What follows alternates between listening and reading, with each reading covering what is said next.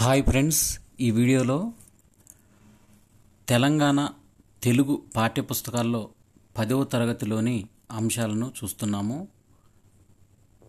దీంట్లో ఉపవాచకంగా మనకు రామాయణం పాఠ్యాంశాన్ని ఇచ్చారు. తెలంగాణ డిఎస్సి 2024లో భాగంగా తెలుగు పాఠ్యపుస్తకంలో ఎక్కడి నుంచి బిట్ వస్తుంది అనేది ఎవరు ఎక్స్పెక్ట్ చేయరు కాబట్టి ప్రతి ఒక్క అంశం మనకు ఇంపార్టెంటే. ఈ వీడియోలో మనము 10th క్లాస్లో ఇచ్చిన ఉపవాచకంలో ఇచ్చిన రామాయణం గురించి చూస్తున్నాము. ఈ రామాయణం అనేది ఇతిహాసానికి సంబంధించిన ప్రక్రియ. రామాయణము ఇతిహాసానికి సంబంధించిన ప్రక్రియ. ఇది రామాయణం వాల్మీకి రామాయణానికి ఇది సంక్షిప్త వచన రూపం. మరి రామాయణాన్ని ఎందుకు చదవాలంటే అని మనము ప్రశ్న వేసుకున్నట్టయితే ఈ రామాయణానికి సంబంధించిన పూర్తి సమాచారం మనకు ఈజీగా అర్థమవుతుంది. మానవ జీవితాన్ని సంస్కరించగల మహాకావ్యము రామాయణము. అంటే మానవ జీవితాన్ని సంస్కరించగల మహాకావ్యం రామాయణం. మానవ హృదయాల నుండి ఎప్పటికీ చెరగని కథ. అమ్మా నాన్నల అనురాగం, పుత్రుల అభిమానం, అన్నదమ్ముల అనుబంధం, భార్యాభర్తల సంబంధం, గురుభక్తి, శిష్యానురక్తి, స్నేహఫలం, ధర్మబలం, వినయంతో ఒదగడము, వివేకంతో ఎదగడము, జీవకారుణ్య భావన, ప్రకృతి లాలన, ఇలా జీవిత పార్శ్వాలన్నింటినో పట్టి చూపిస్తుంది రామాయణము. దీనిలో రామాయణాన్ని చదవటం అంటే జీవితాన్ని చదవడమే. రామాయణము పారాయణ గ్రంథం కాదు, ఆచరణ ప్రధాన గ్రంథం. ఉత్తమ ధర్మాలను ఆచరిస్తే మనిషిగా ఎలా ఎదగగలడో నేర్పుతుంది రామాయణము. చిన్న చిన్న పాత్రల ద్వారా సమున్నత సందేశాన్ని అందిస్తుంది. రామో విగ్రహవాన్ ధర్మ సత్యధర్మ పరాక్రమ అన్న మహితోక్తిని మారీచుని నోటి నుండి మహర్షి పలికించాడు. ఈ మారీచుడు మనకు పర్ణశాలలో బంగారు లేడిగా మారిన రాక్షసుడి పేరే ఈ మారీచుడు బాహుడనే ఇద్దరు అన్నదమ్ములు వీరు. అతను చనిపోయే ముందల రాముడు బాణం తలగ్గానే రామో విగ్రహవాన్ ధర్మ సత్యధర్మ పరాక్రమ అనే ఒక శ్లోకము ఇతని నోటి నుంచి మహర్షి పలికించాడు. అంటే రాముని వంటి ఆదర్శమూర్తి, రామాయణం వంటి ఆదర్శ కావ్యం నభూతో నభవిష్యతి. మనిషి ఉన్నంతకాలము రామాయణం ఉంటుంది. ప్రపంచ సాహిత్యంలోనే ఆది కావ్యము రామాయణము. వాల్మీకి మహర్షి దీనిని రచించి ఆది కవిగా కీర్తి పొందాడు. రామాయణం పౌలస్త్య వద సీతాయాచరితం మహత్ అనే 3 పేర్లు గలవు. అంటే రామాయణానికి గల 3 పేర్లు రామాయణం, పౌలస్త్య వద. ఈ పౌలస్త్య వద అనే పేరు ఎందుకు వచ్చిందంటే పౌలస్త్య అనే రాజు కుమారుడే ఈ రావణాసురుడు. ఈ రావణాసురుడు పౌలస్త్య వద అంటే రావణాసురుణ్ణి చంపారు కాబట్టి దీంట్లో పౌలస్త్యుడు కుమారుడైన ఈ రావణ బ్రహ్మ గురించి ఇది పౌలస్త్య వద అనే పేరు వచ్చింది. సీతాయాచరితం మహత్ అనే 3 పేర్లు దీనికి ఉన్నాయి. 6 కాండలు. మనకు 6 కాండలు అంటే విభాగాలు అని అర్థం. 24,000 శ్లోకాలతో సంస్కృత భాషలో సాగిన రచన ఇది. యాక్చువల్గా మనకు వాల్మీకి దీంట్లో ఈ రామాయణాన్ని రాసింది సంస్కృత భాషలో రాశాడు. తర్వాత మన ఆధునిక కవులు ఈ రామాయణాన్ని తెలుగులోకి అనువాదం చేశారు. తర్వాత కాలంలో ఎన్నో రామాయణాలు వచ్చాయి. మన దేశంలో కాదు, ప్రపంచంలోనే పలు దేశాల్లో ఈ రామాయణ కథ మనకు కనిపిస్తుంది. వారి ప్రతిభను అనుసరించి వాల్మీకి కథకు జోడింపులు చేసిన కవులు ఉన్నారు. అవే నిజం అన్నంతగా ప్రచారం పొందాయి. వీటిలో కొన్ని సంఘటనలు చూసినట్టయితే వాల్మీకి రామాయణ కథను సంక్షిప్తంగా అందించే ప్రయత్నం ఇది. సమున్నత సమాజాన్ని నిర్మించడమే లక్ష్యంగా ముందు తరాల వారికి స్ఫూర్తి కోసం చేసిన రచన ఇది. అంటే భవిష్యత్తు తరాలు కూడా ఈ రామాయణంలో ఉన్న స్ఫూర్తిని పొందాలి అనే ఉద్దేశంతోనే విద్యార్థులకు 10వ తరగతిలో ఉపవాచకంలో ఈ రామాయణం అనే పాఠ్యాంశాన్ని పొందుపరిచారు. ముందుగా దీంట్లో బాలకాండ. మనకు రామాయణము మొత్తము 6 కాండలు, 6 కాండల రూపంలో ఉంది. బాలకాండ, అయోధ్యకాండ, అరణ్యకాండ, కిష్కింధకాండ, సుందరకాండ, యుద్ధకాండ. తర్వాత మనకు తెలుగులో ఏవైతే రామాయణాలు రాశారో వారు ఉత్తరకాండను కూడా చేర్చి రాశారు. కానీ ఈ ఉత్తరకాండ అనేది మనకు ఈ ఉపవాచకంలో ఇవ్వలేదు. ఓన్లీ బాలకాండ, అయోధ్యకాండ, అరణ్యకాండ, కిష్కింధకాండ, సుందరకాండ, యుద్ధకాండ అనే ఈ 6 కాండలను మాత్రమే మనకు 10వ తరగతి ఉపవాచకంలో ఇచ్చారు. ఈ 10వ తరగతి ఉపవాచకంలో ఇచ్చిన మొదటి కాండము బాలకాండ. ఈ బాలకాండలో ఉన్న విశేషాలనేవి ఇప్పుడు మనము చూద్దాము. శ్రీమన్నారాయణుని నిరంతరము స్మరించే నారద మహర్షి ఒకనాడు మునిశ్రేష్ఠుడైన వాల్మీకి ఆశ్రమానికి వచ్చాడు. నారదుడు తపస్వి, వాక్చాతుర్యంలో శ్రేష్ఠుడు. వాల్మీకి జిజ్ఞాసతో నారదుల వారిని అడిగాడు. జిజ్ఞాసే విజ్ఞానానికి మూలం. ఓ మహర్షి, అన్ని మంచి గుణాలు కలవాడు, ఎలాంటి ఆపదలు చుట్టుముట్టినా తొనకనివాడు, ధర్మం తెలిసినవాడు, ఆశ్రయించిన వారిని ఆదుకునేవాడు, మాట తప్పనివాడు, సకల ప్రాణులకు మేలు చేసేవాడు, వీరుడు, ధీరుడు, అసూయ లేనివాడు, అందమున్నవాడు, ఇలాంటి శుభలక్షణాలు కలవాడు ఎవరైనా ఈ లోకంలో ఉన్నాడా అని ఈ నారద మహర్షి వాల్మీకిని ప్రశ్నించాడు. దానికే నారదుడు చిరునవ్వుతో సమాధానం ఇచ్చాడు. అయితే మహాముని, ఇన్ని లక్షణాలు ఒకే వ్యక్తిలో కుదురుకోవడము సాధారణంగా జరగదు. కానీ నీవు తెలిపిన విశిష్ట గుణాలన్నీ మూర్తిభవించిన వాడు శ్రీరాముడని వాల్మీకి నారద మహర్షితో తెలిపాడు. రామాయణ గాథ సంక్షిప్తంగా వాల్మీకి వినిపించాడు నారదుడు. అక్కడి నుంచి బ్రహ్మలోకానికి వెళ్ళిపోయాడు. అంటే నారదుడు ఈ స్టోరీని వాల్మీకి తెలిపాడు. రామకథ వాల్మీకి మనసులో నాటుకుపోయింది. అంటే మనకు ఈ నారద మహర్షి చెప్పిన ఆ రామాయణం యొక్క సంక్షిప్త సమాచారము ఈ వాల్మీకి మెదడులో నాటుకుపోయింది, మనసులో. నారదుని మాటలు ఇంకా చెవిలోనే ఇల్లు కట్టుకొని పోతున్నాయి. గంగానది సమీపాన గల తమసా నదికి స్నానం చేయడానికి బయలుదేరాడు. భరద్వాజి శిష్యుల వెంట నడుస్తున్నాడు. తమసా నది మంచివాని మనసు వలె స్వచ్ఛంగా ఉంటుంది. స్నానానికి నదిలోకి దిగిన వాల్మీకి చుట్టూ ఉన్న ప్రకృతి అందాలకు పరవశిస్తున్నాడు. సమీపంలో ఒక కొమ్మపైన క్రౌంచ పక్షుల జంటను చూశాడు. వాటి అనురాగం ముచ్చట గొలుపుతున్నది. వాటి మధుర ధ్వనులు వీణుల విందు చేస్తున్నాయి. ఇంతలో ఒక వేటగాడు క్రూర బాణంతో మగ పక్షిని నేలకూల్చాడు. అది నెత్తురోడుతో వెలవెలలాడుతూ ప్రాణాలను విడిచింది. ఆ ఎడబాటును తట్టుకోలేని ఆడపక్షి తల్లడిల్లిపోయింది. హృదయ విదారకమైన ఈ దృశ్యాన్ని చూశాడు వాల్మీకి. కరుణరసం జాలువారింది. ఎప్పుడైతే ఆ మగపక్షి చనిపోయిందో దాంట్లో ఇతనికి కరుణరసం జాలువారింది. ధర్మావేశం అనేది కట్టలు తెంచుకుంది. వెంటనే నోటి వెంట అప్రయత్నంగా మానిషాద ప్రతిష్టాంత్వ మగమహ శాశ్వతీ సమాయత్ క్రౌంచ మిథునాధేకం అవధీ కామమోహితం.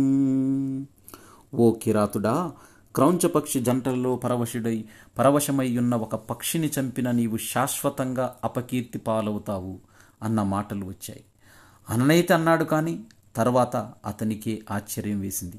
ఈ మాటలు సమాన అక్షరాలు గల 4 పాదాలతో లయబద్ధంగా వచ్చాయి. ఇది ఛందోబద్ధమైన శ్లోకమేనని నిర్ధారించుకున్నాడు. శోకం నుంచి శ్లోకం పుట్టింది. ఆశ్రమానికి తిరిగి వచ్చారందరూ. కానీ క్రౌంచపక్షి దారుణ దృశ్యం మాత్రం వాల్మీకి మనసును వెనుదిరగడం లేదు. అదే ఆలోచన, అదే ఆవేదన. ఇంతలో సృష్టికర్త అయిన బ్రహ్మ వాల్మీకిని చూడడానికి ఆశ్రమానికి వచ్చాడు. ఆయన శాస్త్రోక్త ఉపచారాలన్నీ చేశాడు వాల్మీకి. ఆయనకు బ్రహ్మ వాల్మీకిని కూర్చోమన్నాడు. బ్రహ్మ ఆసనం కన్నా కొంచెం తక్కువ ఎత్తుగల ఆసనంపై కూర్చున్నాడు వాల్మీకి. ఇది పెద్దల పట్ల ప్రవర్తించవలసిన తీరు. అంటే పెద్దవాళ్ళు ఉన్నత స్థానంలో ఉన్నప్పుడు మనము కొంచెము తగ్గి ప్రవర్తించాలని విద్యార్థులకు ఈ పాఠ్యాంశం ద్వారా తెలుపుతున్నారు. బ్రహ్మ ఎదురుగా ఉన్న క్రౌంచ పక్షి బాధ వాల్మీకిని వదలడం లేదు. మనసులో మానిషాద శ్లోకమే మళ్ళీ మళ్ళీ ధ్వనించింది. అన్నీ తెలిసిన బ్రహ్మ చిరునవ్వు చిందిస్తూ, ఓ ఋషీశ్వర, నీవు పలికింది శ్లోకమే, అది నా సంకల్ప ప్రభావం అని ఛందస్సు అనుష్టుప్లోనే శ్రీరామచరిత్రను రాయమని ఆదేశించాడు. అంటే దీంట్లో రామాయణం అనేది ఛందస్సు అనుష్టుప్ అనేది ఉంటుంది. దీంట్లో ఈ అనుష్టుప్లోనే రామచరిత్రను రాయమని బ్రహ్మదేవుడు వాల్మీకిని ఆదేశించాడు. నారదుడు స్పష్టంగా వివరింపని రామకథా రహస్యాలను కూడా స్ఫురిస్తాయని అనుగ్రహించాడు. ఈ భూమండలంలో పర్వతాలు, నదులు ఉన్నంతకాలం రామాయణ గాథను జనులు కీర్తిస్తూనే ఉంటారని ఆశీర్వదించాడు. బ్రహ్మ ఆదేశానుసారం రామాయణ రచనకు శ్రీకారం చుట్టాడు వాల్మీకి మహర్షి. ఇక అయోధ్య నగరం యొక్క పరిచయము. దీంట్లో అయోధ్య నగరం సరయూ నది తీరంలో కోసల అనే సుప్రసిద్ధ దేశముంది. అందులోనిదే అయోధ్య అనే మహానగరం. అయోధ్య అంటే యోధులకు జయించడానికి శక్యం కానిది కాబట్టి దీనికి అయోధ్య అనే పేరు వచ్చింది. మనువు దీన్ని నిర్మించాడు. కోసల దేశాన్ని దశరథ మహారాజు పాలిస్తున్నాడు. అతడు సూర్యవంశం వాడు, మహావీరుడు, దేవతల పక్షాన రాక్షసులతో ఎన్నో మార్లు యుద్ధం చేసినవాడు, ధర్మపరాయణుడు, ప్రజలను కన్నబిడ్డవలే చూసుకునేవాడు. వశిష్ఠ,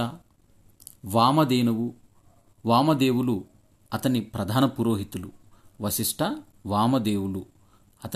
పురోహితులు. సుమంత్రుడు మొదలుగా గల 8 మంది మంత్రులు ఇతని కొలువులో ఉన్నారు. ఇతని పాలనలో కోసల దేశం భోగభాగ్యాలతో విలసిల్లింది. ప్రజలు ధర్మవర్తనులై సుఖ సంతోషాలతో ఉన్నారు. యథా రాజా తదా ప్రజ అంటే రాజు ఎలా ఉంటే ప్రజలు కూడా అలాగే ఉంటారు. ఎన్ని ఉన్నా సంతానం లేదన్న చింత దశరథుణ్ణి కుంగదీసింది. సంతాన ప్రాప్తి కోసం అశ్వమేధ యాగం చేయాలని అనుకున్నాడు. అశ్వమేధ యాగం చేయాలి. దేనికోసం? సంతాన ప్రాప్తి కోసం అశ్వమేధ యాగం చేయాలన్న ఆలోచన అతనిలో కలిగింది. వెంటనే పురోహితులు, గురువులతో సమావేశమయ్యాడు. మనసులోని మాటను చెప్పాడు. వారు తథాస్తు అని అన్నారు. సరయూ నదికి ఉత్తర తీరంలో యజ్ఞవేదికను సిద్ధం చేశారు. మంత్రి, సారథి అయిన సుమంత్రుడు ఈ యాగానికి ఋష్యశృంగ మహర్షిని ఆహ్వానిస్తే ఫలవంతమవుతుందని సూచించాడు. ఋష్యశృంగుడు విభాండక మహర్షి కుమారుడు. ఎవరంటే ఈ ఋష్యశృంగుడు నిష్ఠాగరిష్ఠుడు. అతడు ఎక్కడ ఉంటే అక్కడ వానలు బాగా కురుస్తాయి. దశరథుని ఆజ్ఞ మేరకు ఋష్యశృంగుణ్ణి సగౌరవంతో తోడ్కొని వచ్చాడు. 3 రోజుల పాటు అశ్వమేధ యాగం శాస్త్రోక్తంగా నిర్వహించారు. తర్వాత దశరథుడు ఋష్యశృంగునితో పుత్రప్రాప్తి కోసము చేయవలసిన క్రతువును గురించి అడిగాడు. ఆ భారాన్ని ఋష్యశృంగునిపైనే ఉంచాడు. దశరథుని అభ్యర్థనను మన్నించిన ఋష్యశృంగుడు పుత్రకామేష్టి అనే యాగాన్ని ప్రారంభించాడు.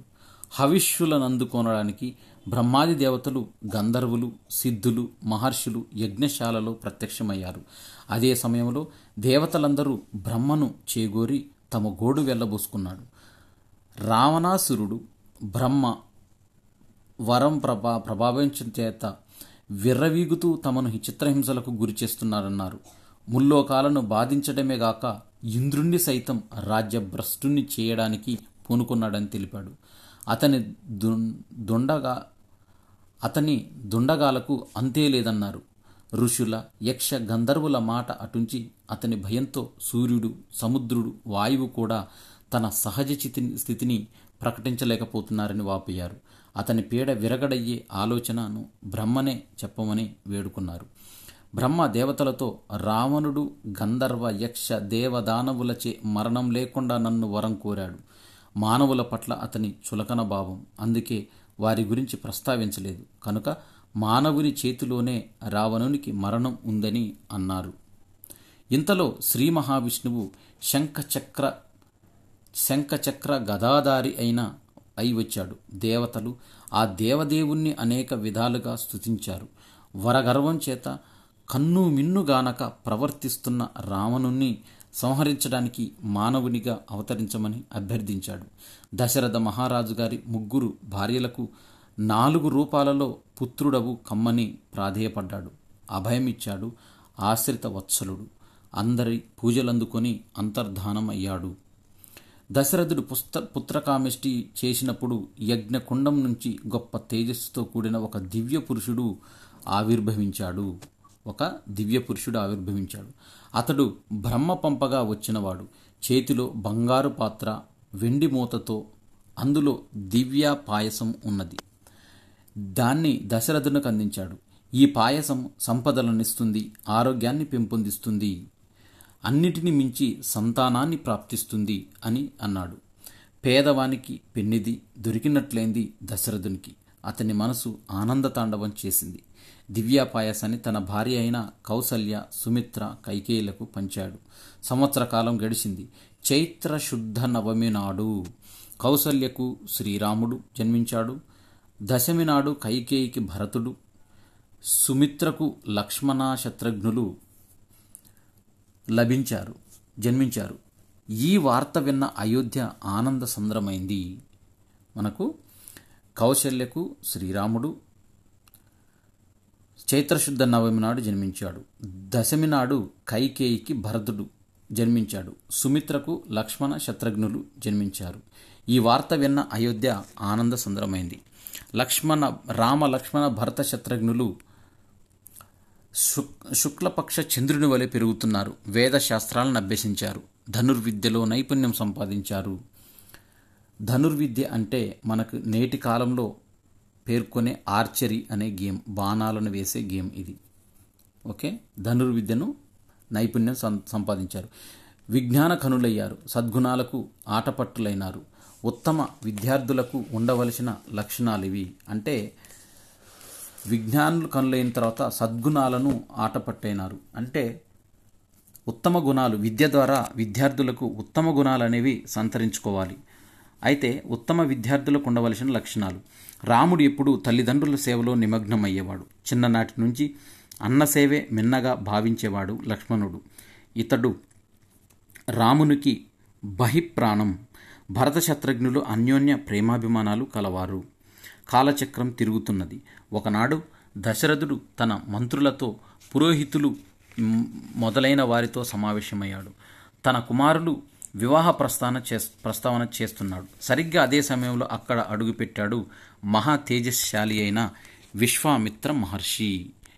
ఈ విద్యార్థుల గురించి విశ్వామిత్ర మహర్షి వచ్చాడు. సృష్టికి ప్రతిసృష్టి చేయగల సమర్థుడు విశ్వామిత్రుడు. దశరథుడు ఎదురేగి సాదరంగా విశ్వామిత్రుడిని స్వాగతించాడు. అతిథి దేవోభవ అని, అతిథి మనకు దేవునితో సమానం.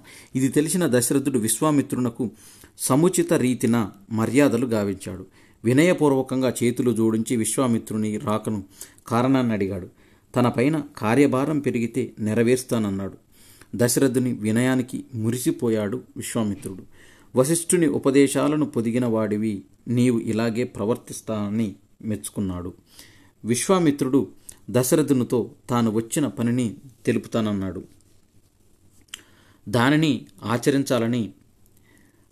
ఆచరించమన్నాడు. ఆడిన మాట తప్పదన్నాడు. అసలు విషయం చెప్పాడు. ఓ రాజా, నేనొక యజ్ఞాన్ని సంకల్పించాను. కానీ మారీచ సుబాహులనే రాక్షసులు ఆ యజ్ఞానికి విఘ్నాలు కలిగిస్తున్నారు. వారిని కోపించడానికి, శపించడానికి శక్తి ఉన్న యజ్ఞదీక్షలో ఉన్నాను. కాబట్టి నాకు తగని పని. ఉచితానుచితాలు గ్రహించకుండా శక్తిని దుర్వినియోగపరచకూడదు. అందుకు సత్యపరాక్రముడు, శూరుడు అయిన శ్రీరాముణ్ణి 10 దినాలు పాటు నా వెంట పంపు. అతడే ఆ రాక్షసులను చంపగల సమర్థుడు. నా వెంట వచ్చి యాగ సంరక్షణ చేయడం వల్ల శ్రీరాముడికి అనేక శ్రేయస్సులు కలుగుతాయి. శ్రీరాముని పరాక్రమం ఎలాంటిదో నాకు బాగా తెలుసు. నాకే కాదు, వశిష్ఠుల వారికి, వామదేవాది మహర్షులకు తెలుసు. వారంతా అంగీకరించిన తర్వాతే రాముని నాతో పంపమని అన్నారు. ఈ మాటలు వింటుంటే దశరథుని గుండెలో రాయి పడ్డది. చేతులు జోడించి, మహర్షి, నా రాముడు 16 ఏండ్లు కూడా నిండినవాడు. ధనుర్విద్య ఇంకా పూర్తి కాలేదు. యుద్ధ విషయాలతో తగిన పరిచయం లేనివాడు. కనుక దయచేసి నా రాముణ్ణి కోరకండి. అంతగా కావాలంటే పానియై నేను మీ వెంట వస్తాను. మీ యాగాన్ని సంరక్షించే బాధ్యత నాది. ఇవన్నీ ఎట్లా ఉన్నా రాముణ్ణి వదిలి నేను ఒక్క క్షణమైనా బతకలేను. మా నోముల పంట రాముడు. ఇంతకు ఆ రాక్షసులు ఎవరి అండతో ఈ దుండగానికి ఒడిగట్టారని అడిగాడు. విశ్వామిత్రుడు సమాధానం చెప్తూ, పౌలస్త్య వంశజుడైన విశ్వవసుడనే మునికుమారుడు రావణాసురుడు. అందుకే ఇక్కడ మనకి రామాయణానికి మరొక పేరు పౌలస్త్య వధ అనే పేరు కూడా మనకు స్టార్టింగ్లో చూసాము. ఇది అంటే ఈ పౌలస్త్య అనేది రావణాసురుడి యొక్క వంశం పేరుది. ఇతను విశ్రవసుడనే మునికి కుమారుడు. అతడు కుబేరుని సోదరుడు. కుబేరుడు మనకు ఉత్తరానికి అధిపతి. కుబేరుని సోదరుడు. మనకు అష్టదిక్కులు ఉంటాయి కదా, ఈ 8 దిక్కుల్లో ఉత్తరానికి అధిపతి కుబేరుడు. కాబట్టి ఆ కుబేరుని యొక్క సోదరుడే ఈ రావణాసురుడు. అనేక రాక్షస బలాలు కలవాడు. బ్రహ్మ ఇచ్చిన అసాధారణ వరాల వల్ల అతని గర్వం ఇబ్బడి ముబ్బడైంది. ముల్లోకాలను అల్లకల్లోలం చేస్తున్నాడు. అటువంటి యజ్ఞం భగ్నం చేయడం అనేది అల్పంగా తోస్తున్నది. అందుకే ఇటువంటి పనులలో పాల్గొనడు. మారీచ సుబాహులు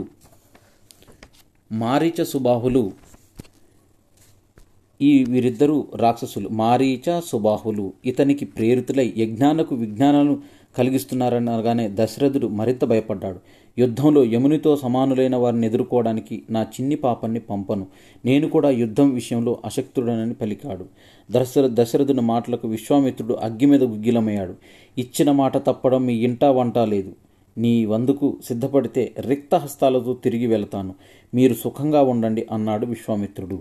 పరిస్థితి తీవ్రతను గమనించాడు వశిష్ఠ మహర్షి. ఇచ్చిన మాట నిలబెట్టుకోమని దశరథునికి హితవు పలికాడు. మాట నిలబెట్టుకోని వానికి ధర్మ కార్యక్రమాలను ఆచరించ ఫలం నశిస్తుందని హెచ్చించాడు. వివిధాస్త్ర ప్రయోగ దక్షుడైన విశ్వామిత్రుడి వెంట రాముణ్ణి పంపడంలో సంశయానికి తావుండకూడదని, రాముణ్ణి పంపితే మేలు జరుగుతుందని శృతిమెత్తగా వివరించాడు వశిష్ఠ మహర్షి. వశిష్ఠుని హితవచనాలకు దశరథుడు తలొగ్గాడు. రామలక్ష్మణులను పిలిపించాడు. కౌశల్యతో కలిసి ఆశీర్వదించాడు. ప్రశాంతమైన మనస్సుతో విశ్వామిత్రుడికి అప్పగించాడు. విశ్వామిత్రుడి వెంట ధనుర్ధార్య ఈ రాముడు నడుస్తున్నాడు. లక్ష్మణుడు అనుసరిస్తున్నాడు. సరయూ నదీ తీరంలో, ఏ నది ఇది? సరయూ నదీ తీరంలో వెంబడి చాలా దూరం ప్రయాణించారు ముగ్గురు. ఆ తర్వాత రామలక్ష్మణులకు బల అతిబల విద్యలను ఉపదేశించాడు విశ్వామిత్రుడు. విశ్వామిత్ర మహర్షి వీటి ప్రభావం వల్ల అలసట, ఆకలి దప్పులు ఉండవు. అంటే బల అతిబల అనే విద్యల ద్వారా అలసట అనేది కలగదు, ఆకలి దప్పులు అనేవి కలవు. రూపకాంతులు కూడా తగ్గవు. నిద్రలో ఉన్న ఏమరుపాటుతో ఉన్న రాక్షసులు ఏమీ చేయలేరు ఈ బల అతిబల విద్య ద్వారా. ముల్లోకాల్లో ఎదురొడ్డి నిలిచేవారుండరు. ఆ విధంగా రాముడు గురుసేవలో నిమగ్నుడయ్యాడు. విశ్వామిత్రుని పాదాలొత్తాడు, సేవలు చేశాడు. గురుసేవ విశేష ఫలితాన్నిస్తుంది. సరయూ నది తీరంలో వాళ్ళు ఆ రాత్రి నిద్రించారు. తెల్లవారుతుంది. విశ్వామిత్రుడు రామలక్ష్మణులకు మేలుకొల్పు పడిగాడు. కౌసల్య సుప్రజా రామ పూర్వా సంధ్యా ప్రవర్తతే ఉత్తిష్ట నరశార్దూలం కర్తవ్యం దైవమాహ్నికం అనేది ఈ శ్లోకము ఇక్కడి నుంచి వచ్చింది. మనము ప్రతి శనివారము వెంకటేశ్వర స్వామి కోసం సుప్రభాతం వేస్తాం కదా. ఆ సుప్రభాతం అనేది శ్రీరాముణ్ణి నిద్ర లేపడానికి విశ్వామిత్రుడు పలికిన శ్లోకాలు అవి. కౌసల్య సుప్రజారామ పూర్వా సంధ్యా ప్రవర్తతే ఉత్తిష్ట నరశార్దూలం కర్తవ్యం దైవమాహ్నికం అంటూ ప్రతి దేవాలయంలో వేస్తారు కదా. ఆ విశ్వామిత్రుడు పలికిన శ్లోకం ఇది. కౌసల్యాదేవి సత్సంతానమైన ఓ రామ, తూర్పున ఉషకాంతులు ప్రసరిస్తున్నాయి. నిద్రలేచి నిత్యకర్మలను ఆచరించమన్నాడు. గురువాక్యం శిరసా వహించాడు రాముడు. లక్ష్మణునితో కలిసి మళ్ళీ ప్రయాణం కొనసాగించారు. సరయు గంగానదుల సంగమ ప్రదేశాలను చేరుకున్నారు.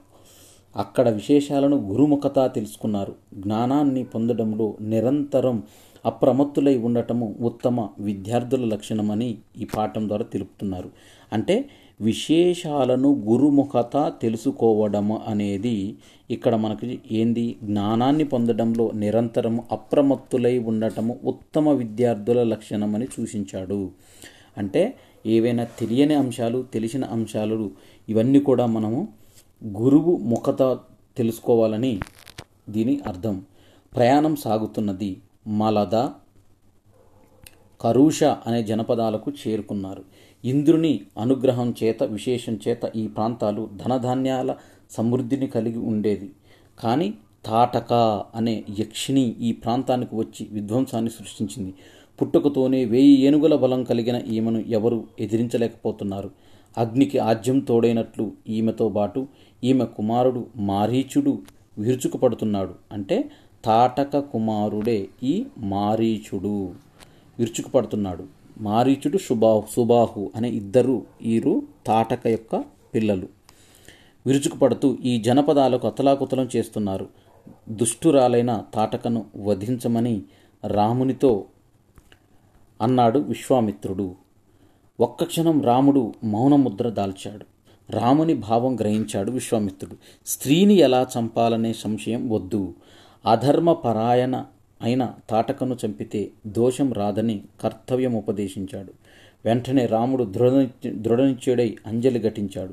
మీరు చెప్పినట్లుగా నడుచుకోమని మా నాన్నగారు నన్ను ఆదేశించారు. వారి ఆజ్ఞ నాకు శిరోధార్యమని పితృవాక్య పరిపాలనాశక్తిని చాటాడు. ఎవరు? శ్రీరాముడు. పితృవాక్య పరిపాలనాశక్తి అంటే తండ్రి ఏదైతే కోరుకుంటాడో కుమారుడు వాటిని ఆచరిస్తాడు. అలాగే గురువు ఆజ్ఞను పాలించటం శిష్యునిగా తమ కర్తవ్యమని భావించటము తాటక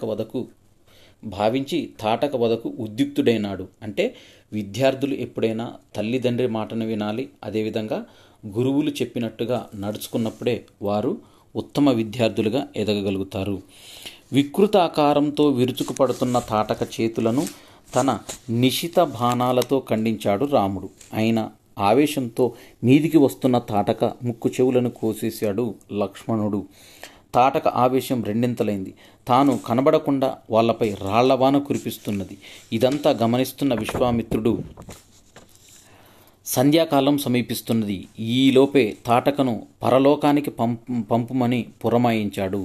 అంటే అసుర సంధ్యాకాలం అని అందుకే అంటారు. సూర్యుడు అస్తమించే టైంలో అసుర సంధ్యాకాలం. అప్పుడు రాక్షసులు మహాబలాన్ని పొందుతాయని తెలిపాడు. ఎదుర్కోవడం కష్టం వాటిని. ఇక ఏమాత్రం ఆలస్యం చేయకుండా రాముడు శబ్దవేది బాణప్రయోగం అనేది చేశాడు. క్షణకాలంలో తాటక నేలపై పడి ప్రాణాలను వదిలింది. ఇక తాటక వధతో దుష్ట సంహారానికి పూనుకున్నాడు రాముడు. ఇంద్రాది దేవతలు రాముణ్ణి స్తుతించారు. సంతుష్టుడైన విశ్వామిత్ర మహర్షి రామునికి ఎన్నో దివ్యాస్త్రాలను అనుగ్రహించాడు. విశ్వామిత్ర మహర్షి రాముడు వధించిన తొలి రాక్షసి ఎవరంటే తాటక. మొట్టమొదటగా యుద్ధం చంపాడు. రామునికి ఎన్నో దివ్యాస్త్రాలను అనుగ్రహించాడు విశ్వామిత్ర మహర్షి. గురువు అనుగ్రహిస్తే ఇవ్వలేనిదేమిటి, శిష్యుడు పొందలేనిదేమిటి? అంటే ఈ తాటక వధ తర్వాత ఎన్నో దివ్యాస్త్రాలను రాముడికి అనుగ్రహించాడు విశ్వామిత్ర మహర్షి. రామలక్ష్మణ సహితుడైన విశ్వామిత్రుడు సిద్ధాశ్రమం చేరుకున్నాడు. అదే అతని యజ్ఞభూమి. రామలక్ష్మణులు వినయంగా చేతులు జోడించి గురువుగారికి యజ్ఞదీక్షను స్వీకరించమని ప్రార్థించారు. మన్నించాడు మహర్షి. యజ్ఞదీక్షితుడయ్యాడు. మరునాడే యజ్ఞము ప్రారంభమైంది. 6 రోజుల పాటు జరిగే ఈ యజ్ఞ విషయంలో అత్యంత జాగరూకులై ఉండమని రామలక్ష్మణులకు సూచించారు మునులు. 5 రోజులైంది. కంటి మీద కునుకు లేకుండా యజ్ఞాన్ని కాపాడుతున్నారు రామలక్ష్మణులు. అంటే మనం ఏదైనా కర్తవ్యాన్ని నెరవేర్చడంలో ఇంత నిష్ఠగా ఉండాలి అని విద్యార్థులకు తెలపడంలో దీని వెనుక ఉన్న ఉద్దేశం. అంటే యజ్ఞం జరిగేటప్పుడు అంటే మనము చేసే చదివే చదువు కూడా యజ్ఞంతో సమానం. అంటే ఈ చదివేటప్పుడు కూడా మనము విద్యార్థులు జాగరూకులై ఉండాలి అని రామలక్ష్మణులకు మునులు సూచించడం వెనుక ఉన్న రహస్యం అనేది ఇది. అంటే కంటి మీద కునుకు లేకుండా యజ్ఞాన్ని వీరు కాపాడారు రామలక్ష్మణులు. అదేవిధంగా విద్యార్థులు కూడా కర్తవ్యాన్ని నెరవేర్చడంలో ఇంత నిష్ట కలిగి ఉండాలి. అందుకే దీన్ని కర్తవ్య నిష్ట అని అంటారు. చివరి రోజు ఉన్నట్టుండి ఒక్కసారిగా యజ్ఞకుండం నుంచి జ్వాలలు ఎగిసిపడ్డాయి. ఇది రాక్షసుల రాకకు సూచన. మారీచ సుబాహులు అంటే తాటకి యొక్క ఇద్దరు కుమారులు మారీచుడు సుబాహుడు.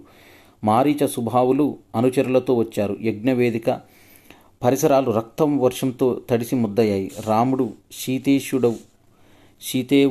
శితేశుడు అను మానవాస్త్రాన్ని మారీచుడిపైన ప్రయోగించాడు. మారీచుడిపైన ప్రయోగించిన ఆ అస్త్రం పేరు శీతేశువు అనే అస్త్రము. ఇది ఎవరిపైన ప్రయోగించాడు? రాముడు మారీచుడిపైన ప్రయోగించాడు. దాని దెబ్బకు మారీచుడు 100 యోజనాల దూరము అంటే దాదాపుగా 150 కిలోమీటర్ల అవతల ఎగిరి సముద్రంలో పడిపోయాడు మారీచుడు. స్పృహ కోల్పోయి గిరగిరా తిరుగుతూ కొట్టుకుపోతున్నాడు. మరో నిమిషంలో ఆగ్నేయాస్త్రంతో సుబాహుని వక్షస్థలాన్ని వ్రక్కలు చేశాడు.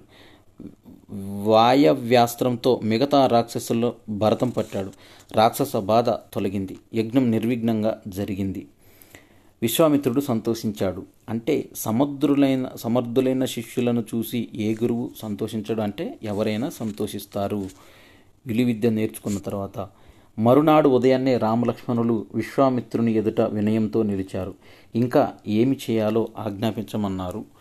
విశ్వామిత్రుడు, ఓ రామ, మిథిలా నగర ప్రభువు, మనకి మిథిలా అనే ఒక రాజ్యం ఉంది. ఇది బీహార్లో ఉంటుంది.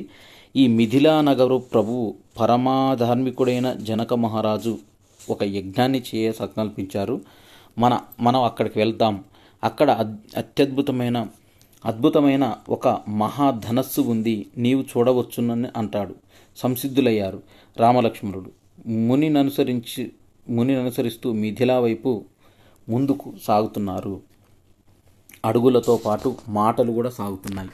రాముని కోరిక మేరకు తమ వంశ పుట్టుపూర్వోత్తరాలను వివరించారు. రాముడు తన కోరిక మేరకు వంశ పుట్టుపూర్వోత్తరాలను వివరించింది ఎవరంటే విశ్వామిత్రుడు. అంటే ఇక్కడ విద్యార్థులు తెలుసుకోవాల్సింది ఏంటంటే ఎవరి అయినా కానీ వంశ చరిత్ర తెలుసుకోవడం వల్ల ఆనాటి సామాజిక పరిస్థితులు తర్వాత ఆర్థిక పరిస్థితులు తెలుస్తాయి.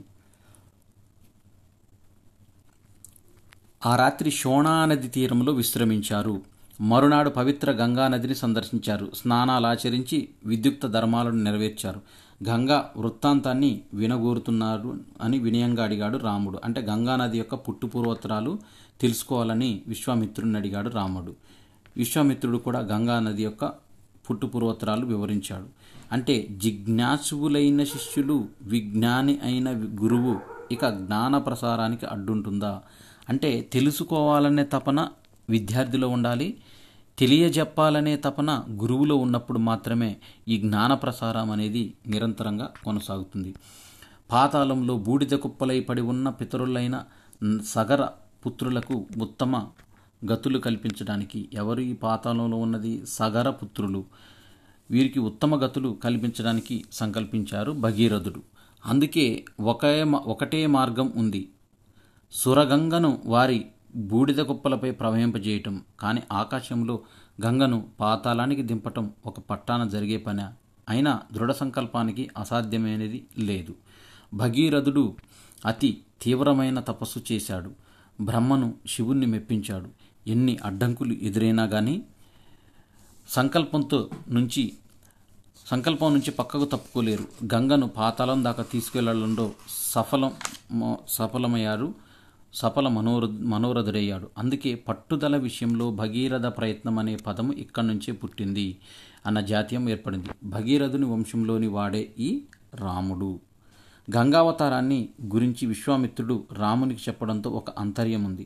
తమ పూర్వీకులు ఎంత గొప్పవారో తెలుసుకుని దానికి అనుగుణంగా నడవడం, పితరుల పట్ల ఎంత భక్తి ప్రపత్తులు ఉండాలో తెలపడం, పట్టిన పని ఫలవంతమయ్యే వరకు పట్టుదల ఎలా ఉండాలో చెప్పడం. అయితే ఇవన్నీ నేరుగా చెప్పలేదు విశ్వామిత్రుడు. అయినా ఆంతర్యాన్ని గ్రహించాడు రాముడు. ఇదే గురు శిష్యుల యొక్క సంబంధం. అంటే గురువు ఏదైనా కొంత సమాచారం ఇస్తాడు. ఈ కొంత సమాచారం ఇచ్చిన సమాచారాన్ని దాని ఆంతర్యాన్ని పట్టుకోగలుగుతాడు విద్యార్థి. మిథిలా నగర సమీపానికి చేరుకున్నారు విశ్వామిత్ర రామలక్ష్మణులు. అక్కడ ఒక ఆశ్రమాన్ని చూశారు రాముడు. అది పాతదైనా అందంగా అగిపిస్తుంది, కానీ జనసంచారం అనేది లేదు. ఏమిటి చిత్రమని అడిగాడు రాముడు. అది గౌతమ మహర్షి ఆశ్రమమని ఆ కథనంతా వివరించాడు విశ్వామిత్రుడు. మహాతపత్సంపన్నుడైన గౌతమ మహర్షి తన భార్య అయిన అహల్యతో ఈ ఆశ్రమంలో ఉండేవాడు. ఒకానొక సందర్భంలో అహల్య అపరాధం చేసిందని భావించి అగ్రహోదగ్రుడయ్యాడు గౌతముడు. 1000 సంవత్సరాలు అన్నపానాదులు లేక వాయువునే ఆహారంగా తీసుకుంటూ ఈ ఆశ్రమంలోనే బూడిదలో పడి ఉండమని 1000 సంవత్సరాల ఆమెను శపించాడు. ఎవ్వరికీ కనపడకుండా ఉంటావన్నాడు. రాముని రాకతో శాప విముక్తి కలిగి నిజరూపాన్ని పొందుతానన్నాడు. రామ, గౌతమాశ్రమంలో కాలు మోపి అహల్యకు శాప విముక్తి కలిగించు అని విశ్వామిత్రుడు ఆజ్ఞాపించాడు. చుట్టూ బూడిద ఆవరించి ఉండి కఠోర దీక్షలో ఉన్న అహల్య పొగ కమ్ముకొని ఉన్న అగ్ని తేజస్సులా ఉంది. ఆ మహాత్మురాలిని రాముడు చూశాడు. రాముడి దర్శనంతో ఆమెకు శాప విముక్తి అనేది కలిగింది. అహల్య గౌతములు రాముణ్ణి యథావిధిగా గౌరవించారు. వారి సత్కారాలు అందుకొని రాముడు విశ్వామిత్రుని వెంట లక్ష్మణ సహితుడైన మిథిలా నగరానికి బయలుదేరాడు. మిథిలా నగరంలో ప్రభువులైన జనక మహారాజు వీరిని సముచితంగా సమాదరించారు. మిథిలలో అహల్య గౌతముల మధ్య వాళ్ళ పెద్ద కుమారుడైన శతానందుడు రామదర్శనం చేసుకున్నాడు. ఎవరైతే శిలగా పడి ఉన్న అహల్య, ఈ గౌతముల యొక్క పెద్ద కుమారుడు శతానందుడు రామదర్శనం చేసుకున్నాడు. తన తల్లిని ఉద్ధరించినందుకు కృతజ్ఞతాంజలు సమర్పించాడు శతానందుడు. మహాతపశ్శాలి అయిన విశ్వామిత్రుని అనుగ్రహం పొందగలగటం చాలా విశేషమని రాముణ్ణి మెచ్చుకున్నాడు. విశ్వామిత్ర మహర్షి అసాధారణ శక్తి సామర్థ్యాలకు వివరించాడు శతానందుడు. మరునాడు ప్రాతకాలంలో జనకుడు విశ్వామిత్ర రామలక్ష్మణులను ఆహ్వానించాడు. కర్తవ్యోపదేశం చేయవలసిందిగా విశ్వామిత్రుని ప్రార్థించాడు. అప్పుడు ప్రత్యుత్తరమిస్తూ విశ్వామిత్రుడు, వీరు దశరథ మహారాజు కుమారులు, జగత్ప్రసిద్ధులైన వీరులు. మీ దగ్గర ఉన్న ధనస్సును చూడాలనుకుంటున్నారు. దాన్ని చూపించండి, శుభం జరుగుతుంది, వాళ్ళ ముచ్చట తీరుతుందన్నాడు. అప్పుడు జనకుడు తన దగ్గరకున్న శివధనస్సును చరిత్ర వివరించారు. యాగం కోసం భూమి దున్నుతుండగా ఒక పాప దొరికినది. నాగటి చాలున దొరికినందువల్ల ఆమెకు సీత అనే పేరు వచ్చిందని చెబుతూ ఆమె గొప్ప పరాక్రమవంతునికి ఇవ్వాలన్న తన అభిమతాన్ని వెలిపుచ్చాడు. శివధనస్సును ఎక్కుపెట్టేవాడే సీతకు తగిన భర్త అన్నాడు. గతంలో ఎందరో రాజులు వచ్చి శివధనస్సును ఎక్కుపెట్టడానికి విఫల ప్రయత్నం చేశారని, ఎక్కుపెట్టడం మాట ఎలా ఉన్నా కనీసం కదిలించలేక కూడా పోయారు. ఇదంతా విని శివధనస్సును తెప్పించమన్నాడు విశ్వామిత్రుడు. సరేనన్నాడు జనకుడు. బలిష్ఠులు దీర్ఘకాయులైన 5000 మంది అతి కష్టం మీద శివధనస్సుతో కూడిన పేటికను తీసుకువచ్చారు. ఇక విశ్వామిత్ర మహర్షి అనుమతితో ధనస్సు మధ్యభాగాన అవలీలగా పట్టుకున్నాడు రాముడు. ధనుర్విద్యయందు ఆరితేరిన రాముని చేయి సోకినంతనే ఆ ధనస్సు వంగింది. వింటినారిని సారించాడు. 1000 కొలది సదస్యులు ఆశ్చర్యంలో మునిగిపోయారు. అల్లెతాడును ఆకర్ణాంతంగా లాగాడు రాముడు. పిడుగుపాటుల భయంకర శబ్దాన్ని చేస్తూ విల్లు పెళ్ళున విరిగింది. విశ్వామిత్రుడు, జనకుడు, రామలక్ష్మణులు తప్ప మిగతా వారందరూ మూర్ఛపోయారు. ఇచ్చిన మాట ప్రకారం జనకుడు సీతారాముల వివాహం జరపడానికి సంసిద్ధుడయ్యాడు. దశరథ మహారాజుకు వర్తమానం పంపాడు. అయోధ్య నుంచి అందరూ తరలివచ్చారు. జనకుడు తన కుమార్తెలైన సీత, ఊర్మిళలను రామలక్ష్మణులకు తమ తమ్ముడు కుశధ్వజుని కుమారులైన మాండవిని భరతునకు, శృతకీర్తిని శత్రుఘ్నునకు ఇచ్చి వివాహం జరిపించారు. ఇక్కడ జనక మహారాజు యొక్క తమ్ముడి పేరు కుశధ్వజుడు. జనక మహారాజు తమ్ముడి పేరు కుశధ్వజుడు. అంగరంగ వైభవంగా వీరి కళ్యాణం జరిపించారు.